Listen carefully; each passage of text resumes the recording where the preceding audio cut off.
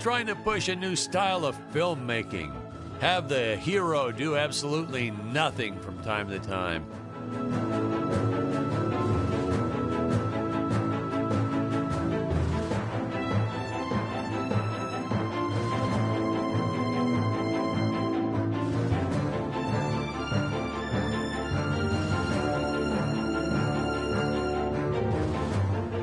These nice still shots are great, aren't they? Just hold still, leave the camera way back like that, admire the music and the set pieces.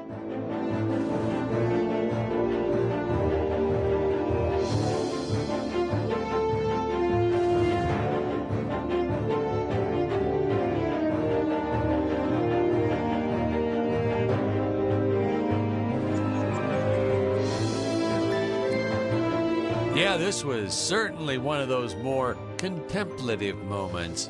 Our actors really like that whole method acting thing.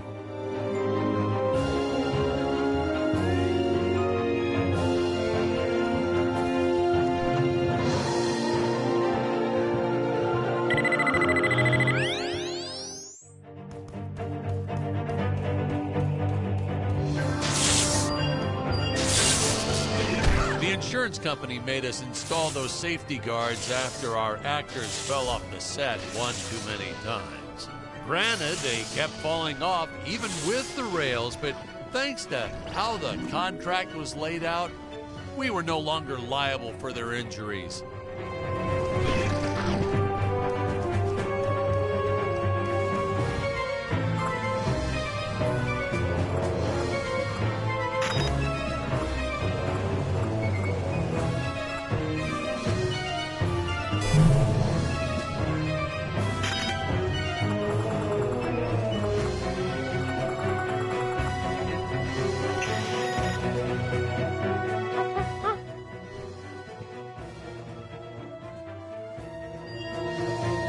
Well, ladies and gentlemen, I guess it's time to talk about the elephant in the room.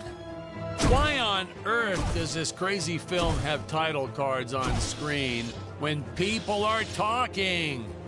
You're thinking that, aren't you? I know you are. I would be too. Well, we had thought about making it a silent film at one point, so we shot a lot of scenes up close like this, with the dialogue written out for the audience to read. Well, when we swapped over to making a talkie, well, we just decided to keep on going rather than reshooting all those scenes.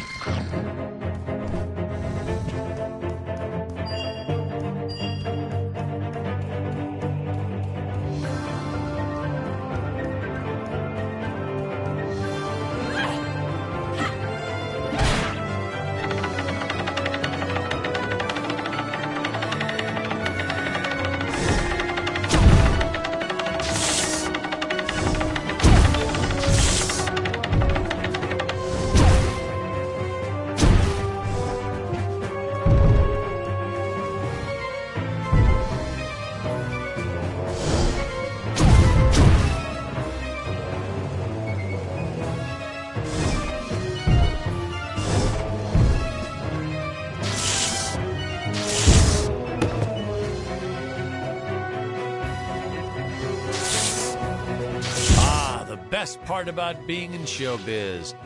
Craft services. It's like never-ending supply of free food all day long. I never had to pay for a single meal. Hey, Patrick, I noticed you guys don't do that here in your studio. You should talk to your boss. Maybe even just a bagel station.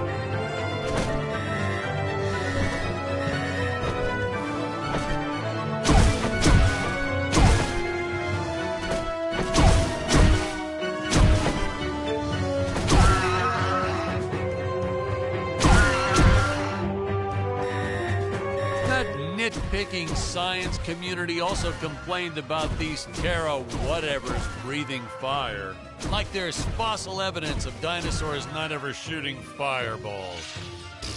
It's not like I gave them neck frills or had them spit poison or anything ridiculous like that.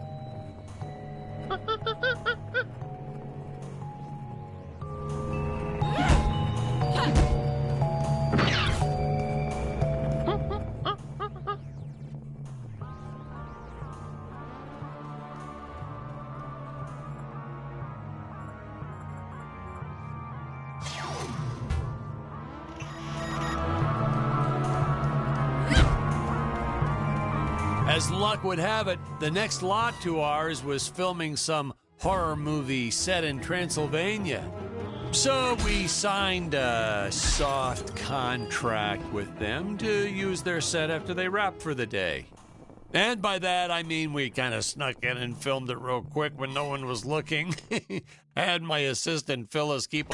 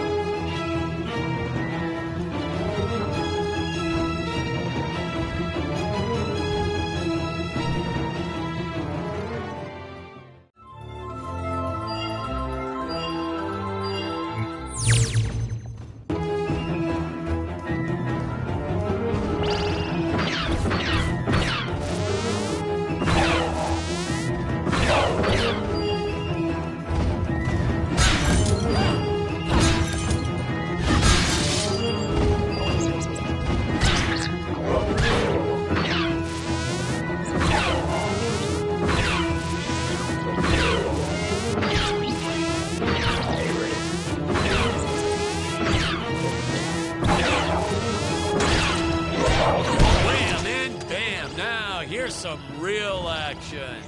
Nothing like an adrenaline boost to get our hero to really start wailing on those monsters. We were unsure how to represent a surge of adrenaline at first, but I think we nailed it. Yep, definitely nailed it.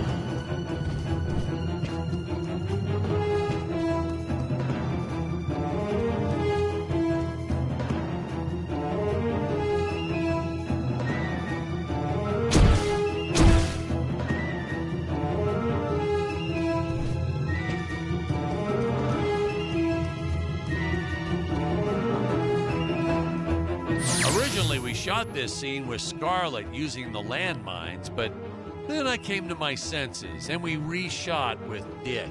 I mean, a woman using high explosives? This may be a science fiction, but we have to keep things at least somewhat believable.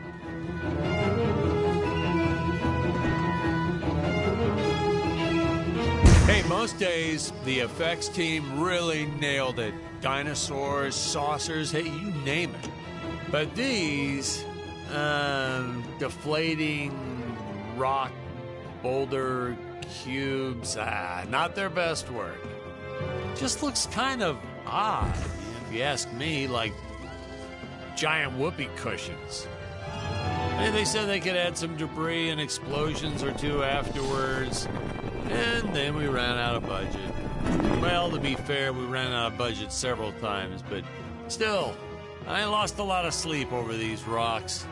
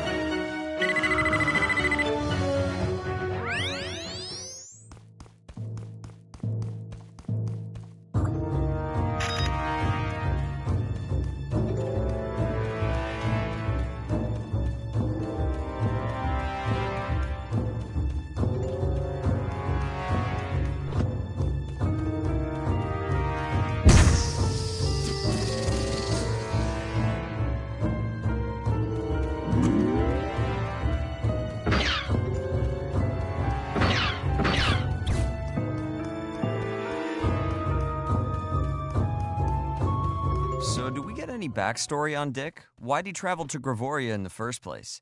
Did he do any research before landing there? Did he have a specific mission in that region of space? Patrick, if you keep getting bogged down by the details, how will you ever learn to just sit back and appreciate the work of art for what it is? Production tip, ladies and gentlemen. No matter how sunny it is, don't store your papier-mâché props outdoors. They will get rained on.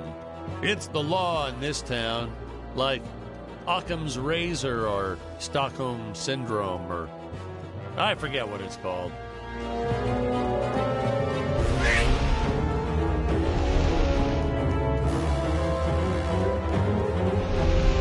What in the guns? It's my co-pilot's body! I believe that I can repair him. Oh no!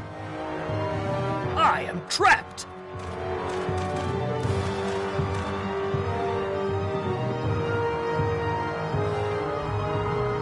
Master Dick. Master Dick.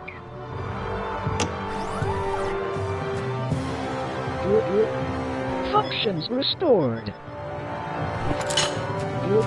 Threat detected. Must eliminate. Fun fact, we actually had an actor inside the robot suit moving him around. I bet you thought it was an actual robot, huh? That's how good he was. No rest breaks or anything. Hardest working actor I've ever met. What a trooper. It was a shame we couldn't afford to pay him. And of course, since he wasn't on the payroll, I couldn't officially add him to the credits. But still, what a trooper. Wish I had a dozen actors like him.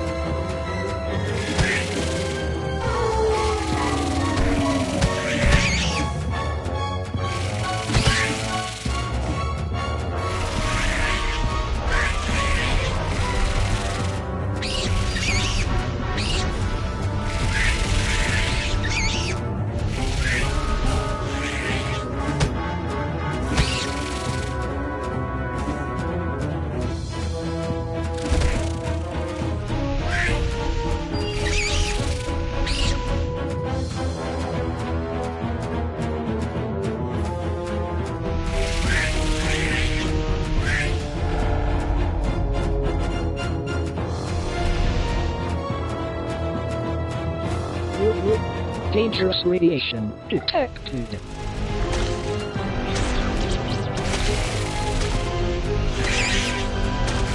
No, we didn't use the same material for the toxic waste as we did the slimes. I mean, why fake something when you have the real deal available? We found a place where people were just dumping the stuff away for free. I was hoping the crew members handling it might get some cool superpowers from it, but no, nothing like that.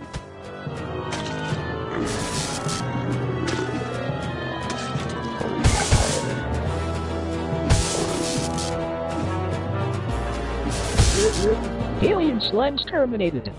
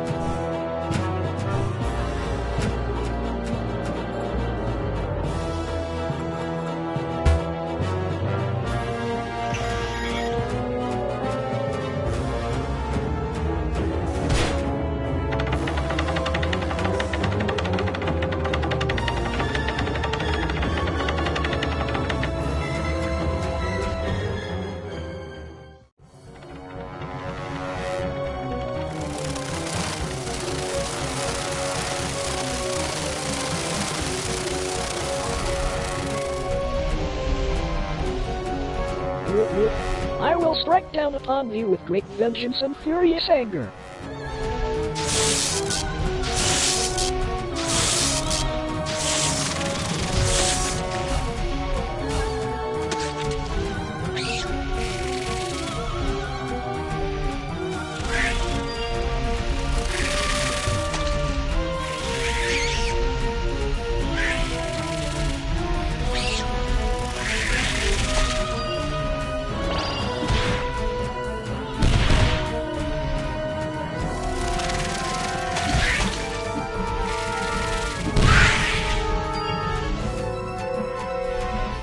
Oh, Robot, you're all right! And you saved the day. You're threat eliminated. Looks like the Emperor's days are numbered. At long last, we have assembled our team. A lot of reviewers and fans, too, always wondered why we shot so few scenes with all three heroes in it together. I mean, we did our best to explain it. Something about the sleep chambers or staying back to protect the ape village. Really, it was just logistics. Jonathan had bowling league on Tuesdays and Thursdays, and Stacy had her karate Monday, Wednesday, and Friday. Honestly, we almost never had all of them on the set at the same time. Our robot actor was in some religion that only allowed him to work on Sundays. I'm still a little skeptical about that one, though. Sir, it's just a guy in a suit. Couldn't you have gotten just about anyone to stand in as the robot? See? That's why you'd make a horrible director, Patrick. His touches were subtle, to say the least. But he really brought a lot of character to the robot role. If he was so indispensable, how come you didn't list the actor in the credits?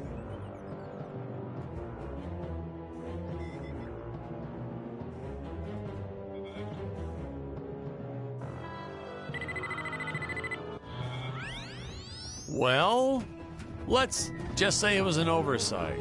But I've learned my lesson. I only made the mistake 6 more times throughout my career.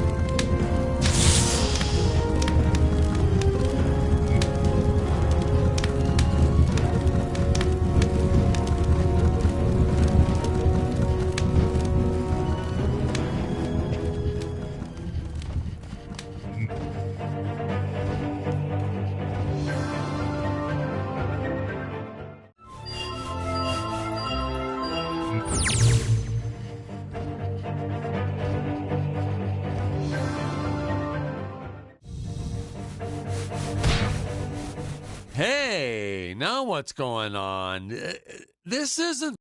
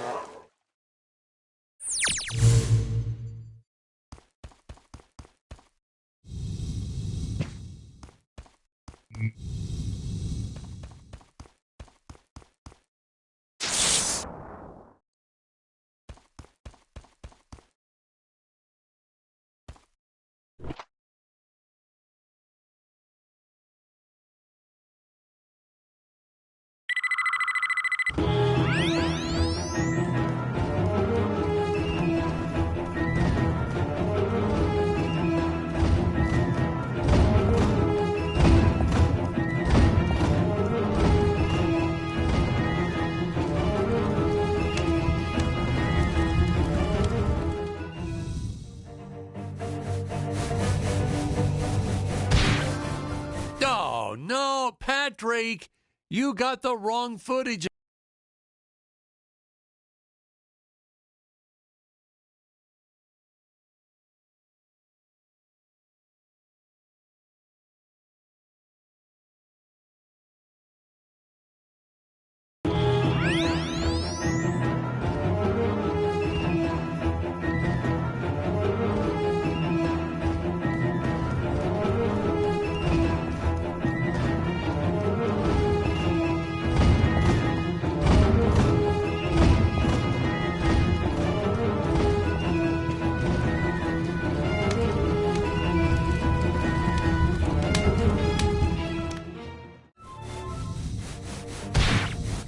Oh, no, another fake scene. Maybe.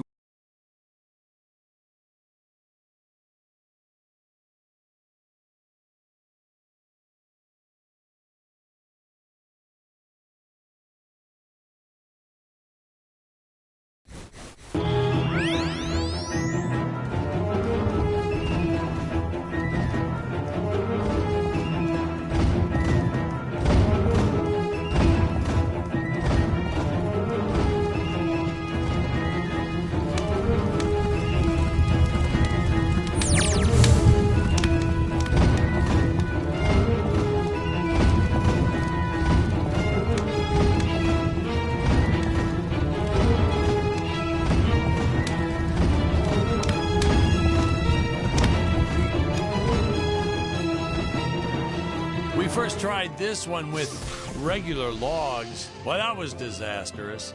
I'll tell you, never mess with physics. It was kind of, well, to be frank, it started out nice, but then, well, it was a death trap. Just plain and simple, it was a death trap. Poor kid holding the boom almost broke his leg. Guess he played basketball in college or something, because he leaped right at the last second. Whew! Crisis averted. My props guy wanted to swap them with some spongy material for safety, but I had a better idea. Let's set the logs on fire. Then the crew will be sure to be safe dealing with them.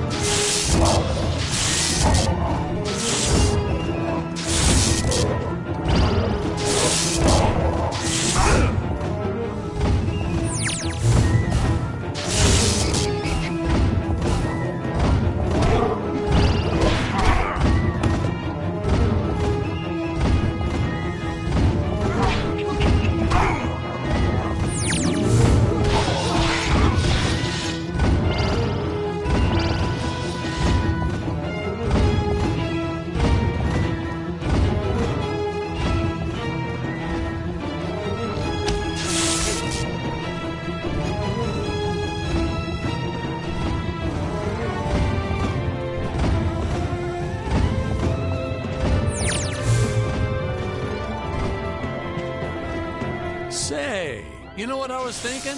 With all this jumping and climbing and jumping, wouldn't this make a great video game? Isn't that what all those video games are about? Jumping around? Well, yeah, and killing. There's jumping too, but it's mostly the killing. What? Patrick, that's awful. What sort of example are we setting for our youth? Well, movies are pretty violent too.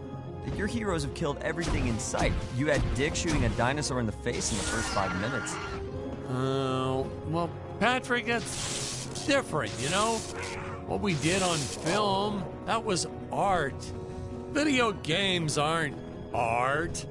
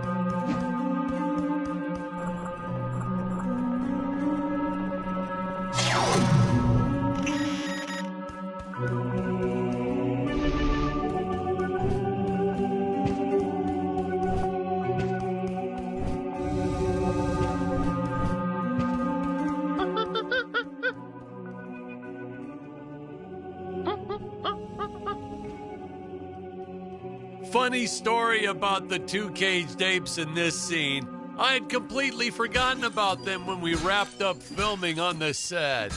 Then we spent the next day doing a location shoot. So, suffice it to say, our return to the studio was met with a couple of grumbling tummies complaining about unsafe work conditions, human rights, yada, yada, yada.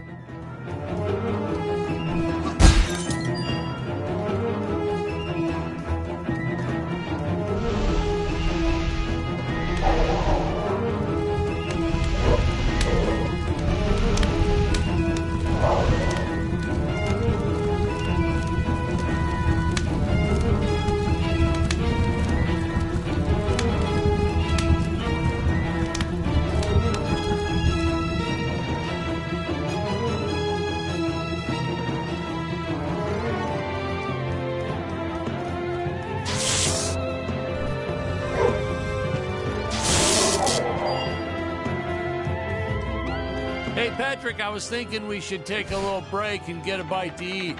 You like Chinese? I know a great takeout. Well, we're not scheduled for a break for another few hours. Nonsense. Hey, you have to try the shrimp. It's the absolute best. But, oh, hey, I feel like I should warn you. It gives me horrible gas. But that's okay. We're friends, right? Really, sir. Studio time costs a fortune. Let's just stay on schedule. Good thinking. We could grab a real dinner together and go out for a night on the town. Yeah. Two young bachelors on the prowl. Say, where do you youngsters go these days?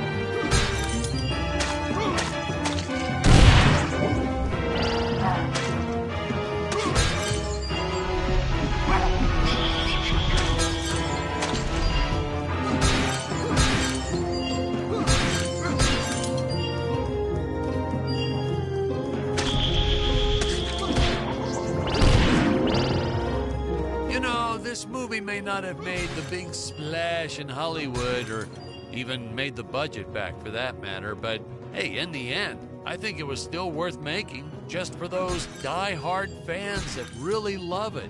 I attended a lot of sci-fi and movie cons, and to this day, I still see fans showing up dressed as aliens and apes and dinosaurs.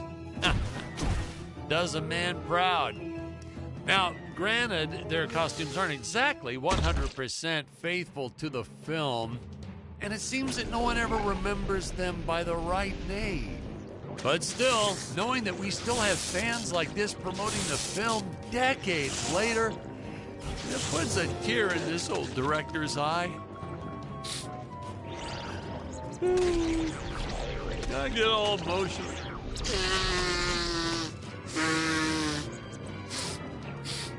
Okay.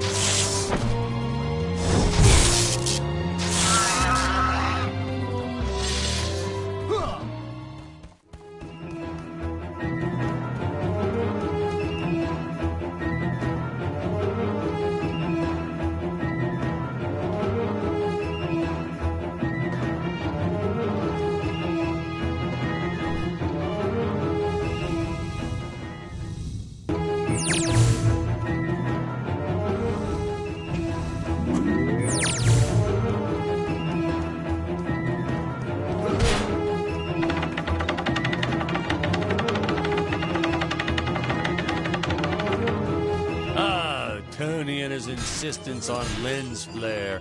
I tell you, some days it felt like he was trying to be the director. Honestly, you could see dust on the lens, so just go and wipe it off myself. He would get so upset about it, too. Like my fingers aren't clean enough to wipe the lens. Don't touch the lens. Whatever.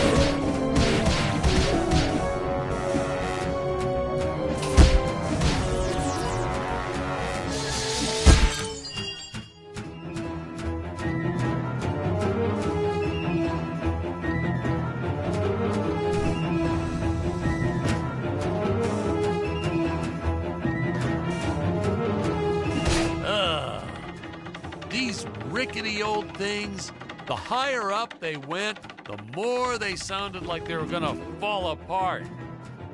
I'm amazed that no one ever got hurt, or worse, riding these things. Well, there was the actor we originally cast for Dick's role, but You don't talk about him.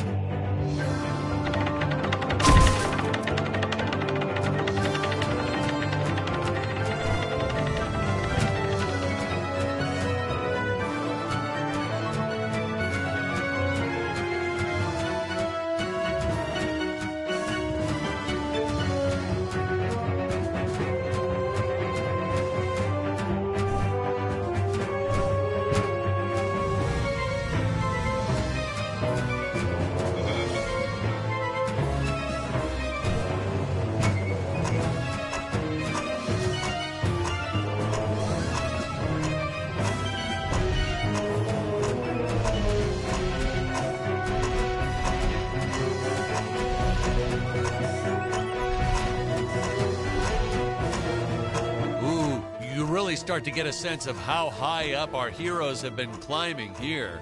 Reminds me of how the crew always used to comment on how high everyone was. Those jokers, they'd even say it when we were filming the grounded scene. And they all giggled like school children whenever they mentioned it too. So I'd make sure to laugh even harder so they'd know I was in on the joke. Whatever it was.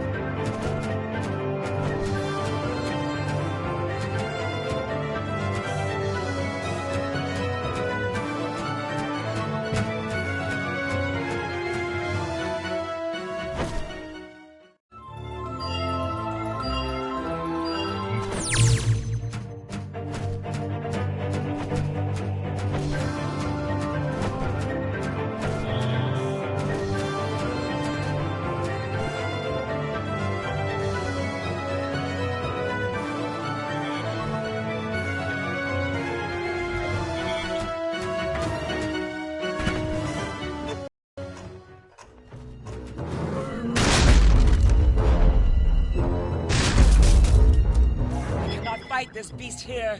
I must make for higher ground.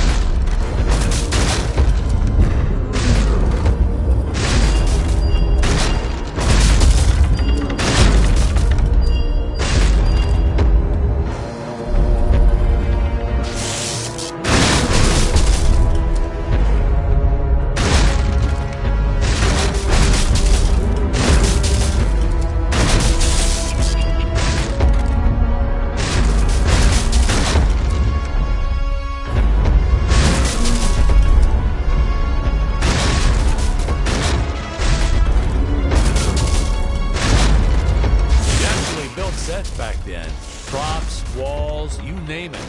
Then you moved bits and pieces around and created whole new scenes. We were efficient. I adopted that technique to my wardrobe too. If you mixed and matched sufficiently, you could get by for years on only a handful of shirts and underwear.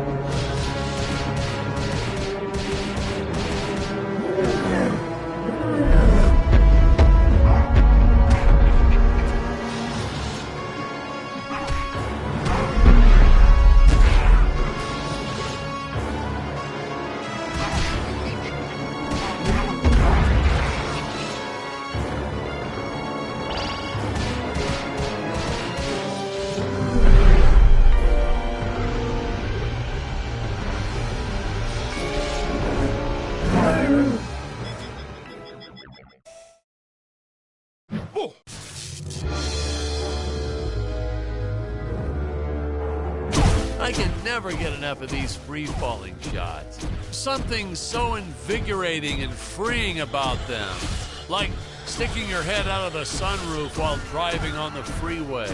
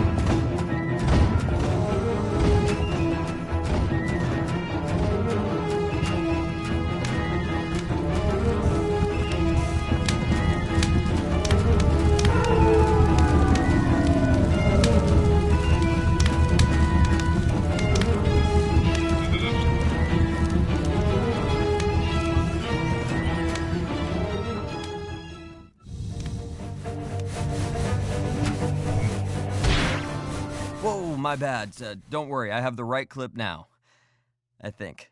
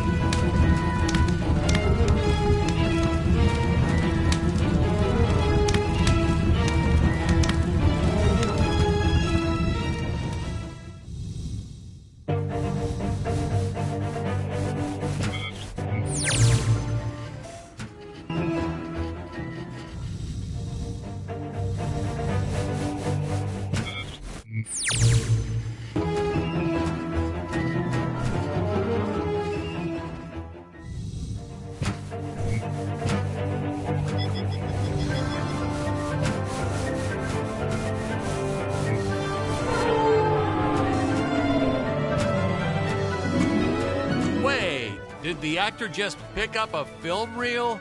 So that's what happened to all my missing footage. Oh, how did I ever let this make it into the final cut?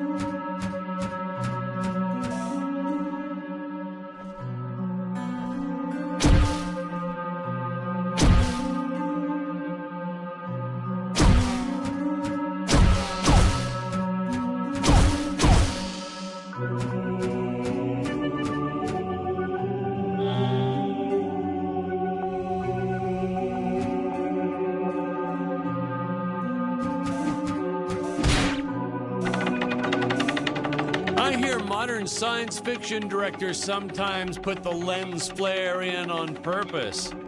Why on earth? What's the next trend? Dead fly on the lens? Jeez. Watch. You won't believe me, but you just watch. It'll happen. Some big shot will do it for one scene, and the following year, everyone will be doing it.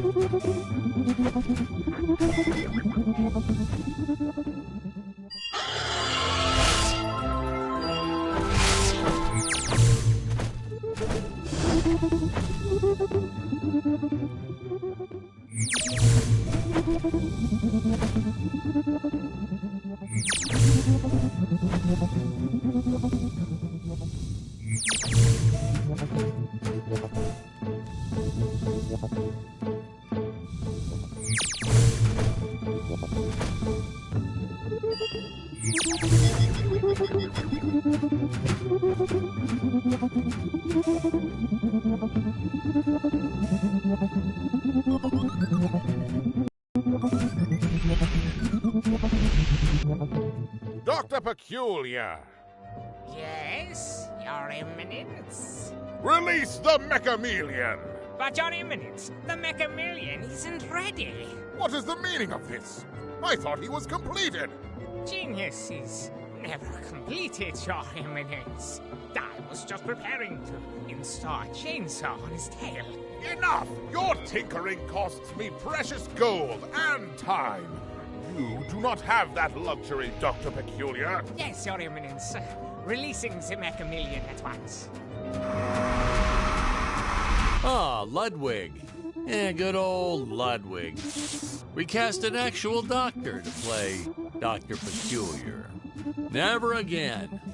Oh my God, he was a cranky old coot. May he, rest in peace. The costumes, the script, the creature effects, you name it, he wouldn't stop criticizing everything. Well, in his defense, I think he did have some early signs of dementia or something. He was always getting lost on set, forgetting his lines, making up new ones. Yeah, it was cute. Midway through a scene, he'd just yell, Where are my pills? It was like a catchphrase. We almost left a few of them in.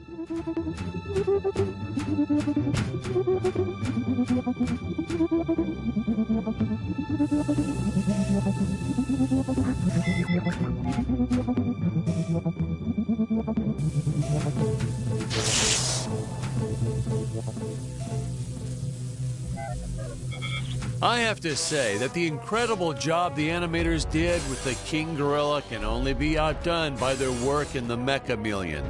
I'll leave further comments for later in the film, but this was truly an epic creation.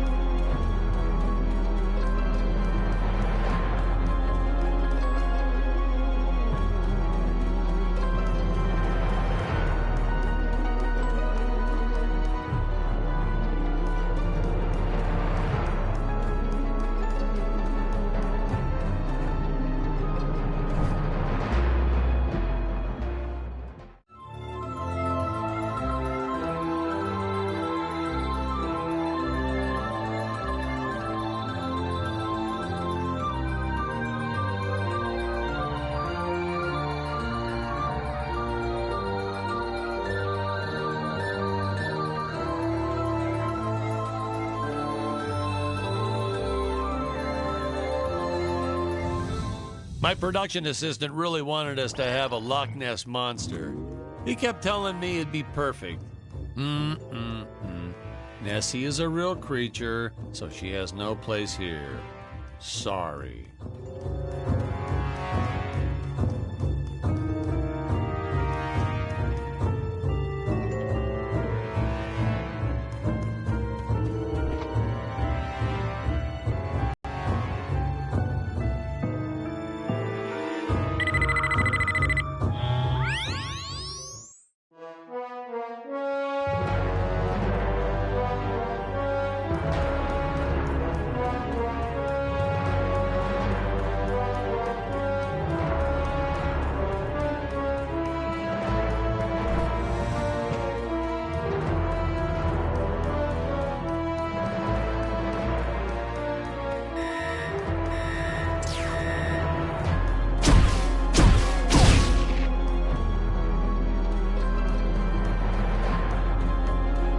here we see our first glimpse of a technique I used throughout the movie. Want to make a big scary monster look even more menacing? Put it in a dome. Monster doesn't look scary enough already? Put it in a dome. Want the audience to know when a monster really means business? Put it in a dome.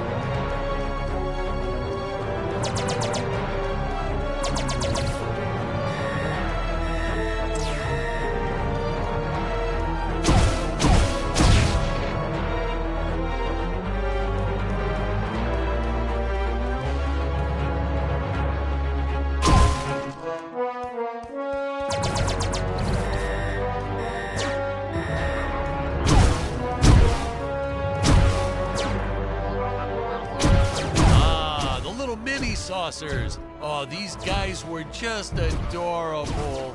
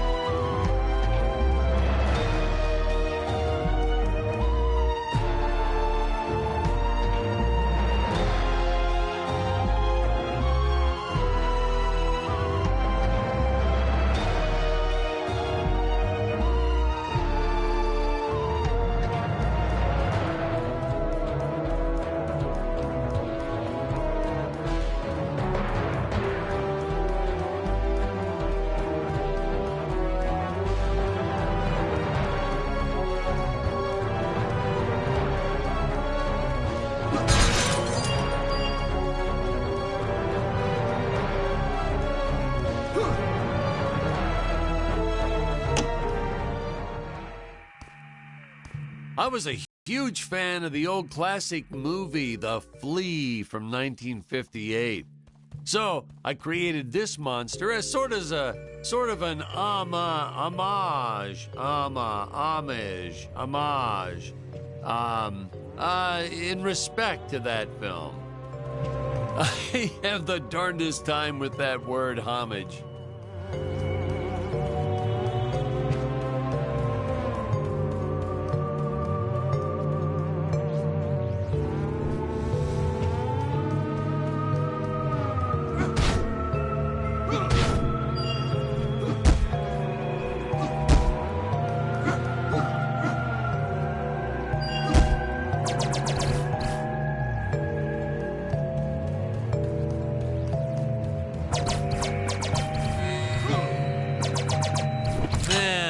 Man, that whip. We probably should have invested in some training courses so the actors knew how to properly handle it, but instead we just let them flail it around wildly. You know that saying, it's all fun and games until someone loses an eye? That's true. And that's the story of why the Emperor wears that metal monocle. Greg was a real trooper about it, though. Didn't even seem fazed that he'd have to wear an eye patch for the rest of his life. I think he went on to do some pirate-themed promotions at his used car lot once we wrapped up production.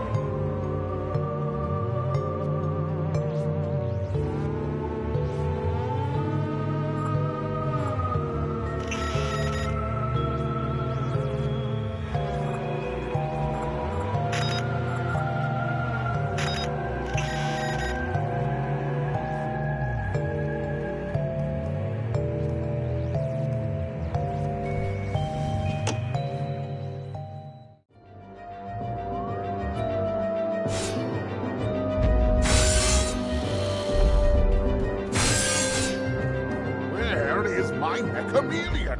Why has it not pulverized the intruders already? Well, Your Eminence, I was installing photon lasers into its eyes, and I hadn't finished. So, the Mechameleon might be somewhat, well, blind.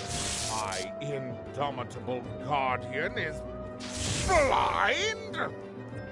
I do not tolerate failure, Doctor.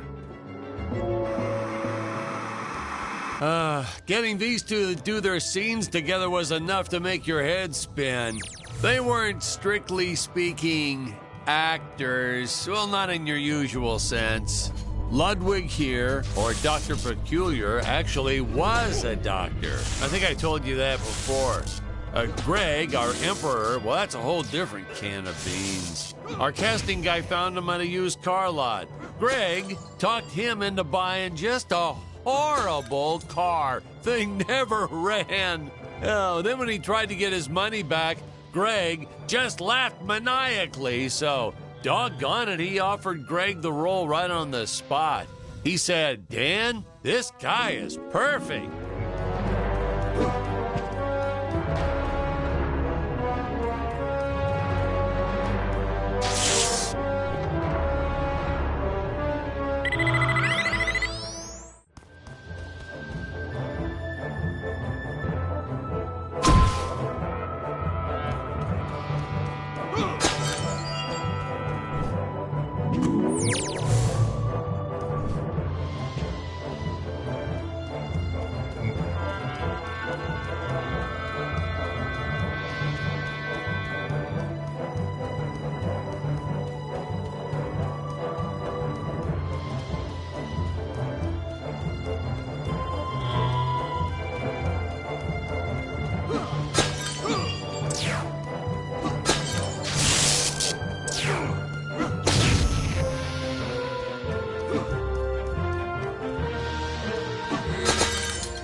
running out of extras and clay sculptures, but we needed more monsters. Oh, please, more monsters.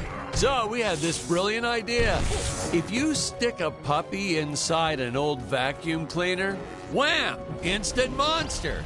Throw in a string of Christmas lights and it's camera ready in 5 minutes. And that had to be some kind of world record or something. Fun fact, boys and girls, cinematographers don't like it when you use their dog without asking permission first. But hey, to that I say, what goes around comes around. Little Buster here ruins so many shots barking all day long. You don't want me to grab your dog and cover him in Christmas lights? Well, don't bring him to work.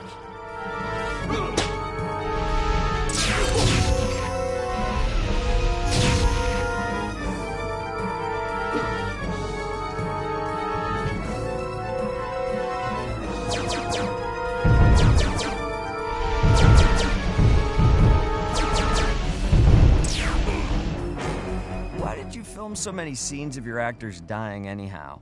Why?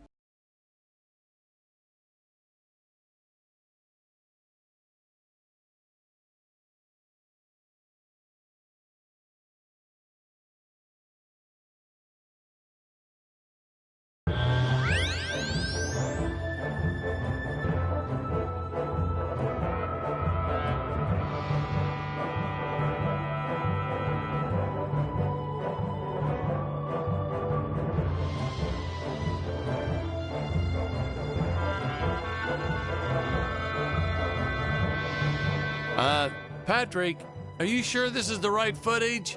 It isn't looping, is it?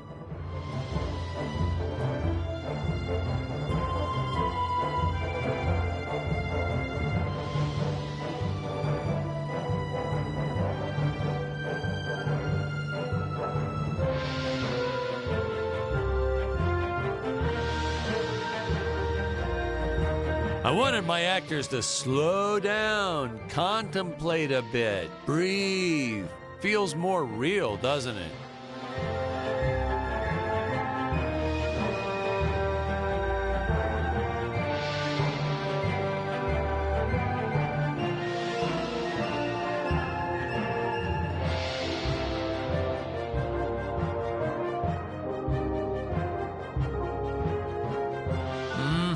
Yes.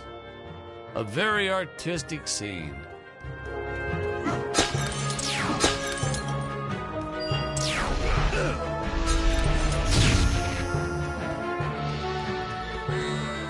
We were running out of extras and clay sculptures, but we needed more monsters. Oh, please, more monsters.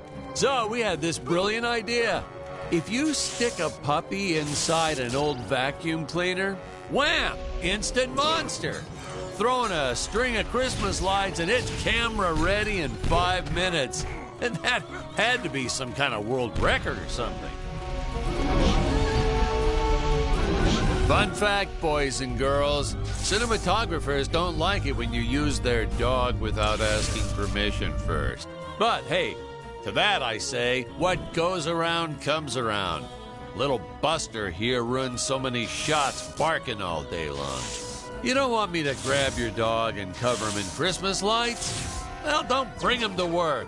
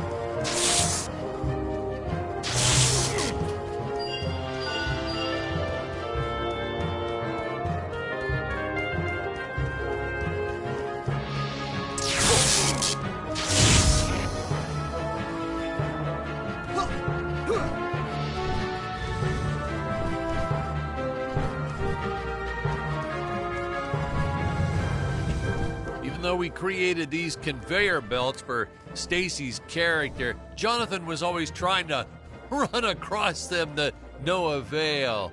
I probably should have told him that we slowed the belt down whenever Scarlet runs across, but I got a real kick out of watching him try.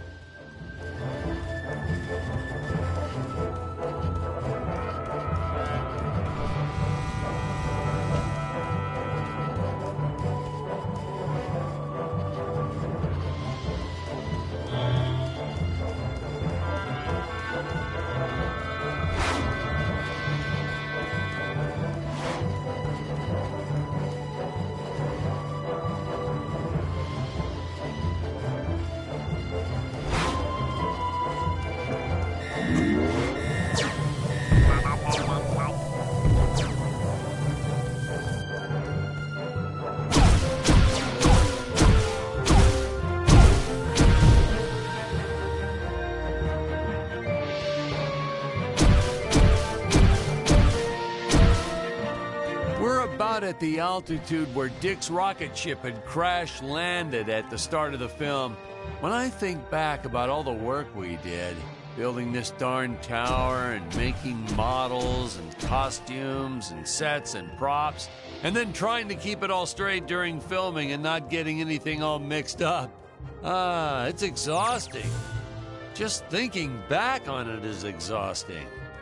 I wish I could tell my younger self to just direct romantic comedies. It's the only way you'll get a good night's sleep.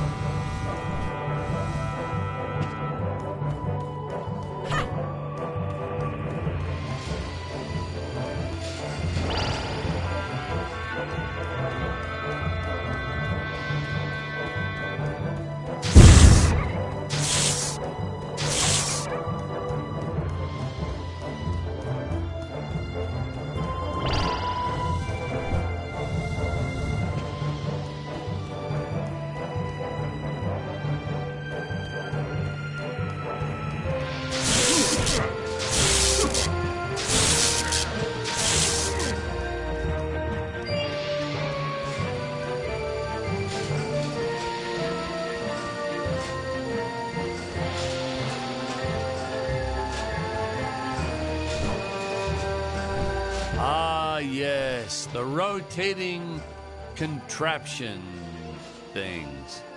We actually used Ferris wheel parts from an old amusement park. I think it was called Disneyland. Disneyland? Isn't that kind of close to... Yeah, and the courts agreed with you.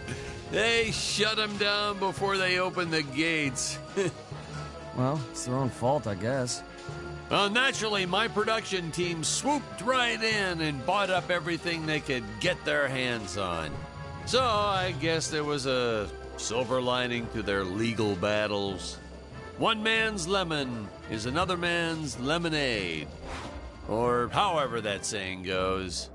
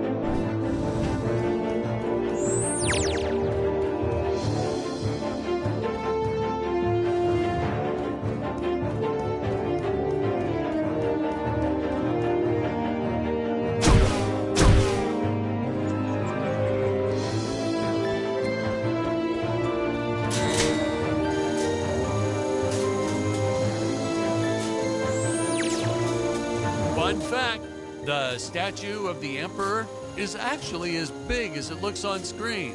Yeah, we were going to use a small model and green screen it, but then Greg offered to fund building a life-size version. He was planning on setting it up front and center of his used car lot. Apparently, he ran into some issues with zoning laws. Yeah, I told him he should just play dumb and put the thing up anyway, but he wouldn't listen. I guess that's why he's still running that same lot, whereas I've been barred from filming in 12 different states.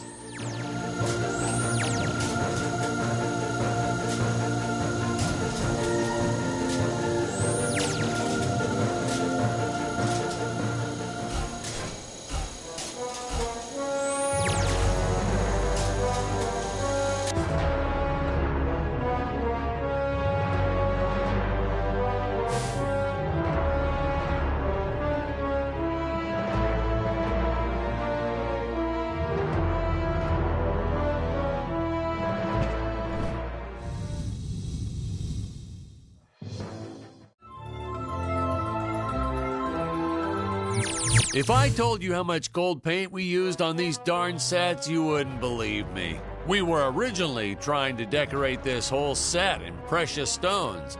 I wanted that sparkling effect, but then my props guy shook his head. I've learned that when he shakes his head, it's best to go with Plan B. Unfortunately, Plan B meant a cement mixer filled with gold paint. It was so much hard work, even I had to finally roll up my sleeves, dive in, and call some interns from the community college. Man, there's nothing college kids won't do for free pizza.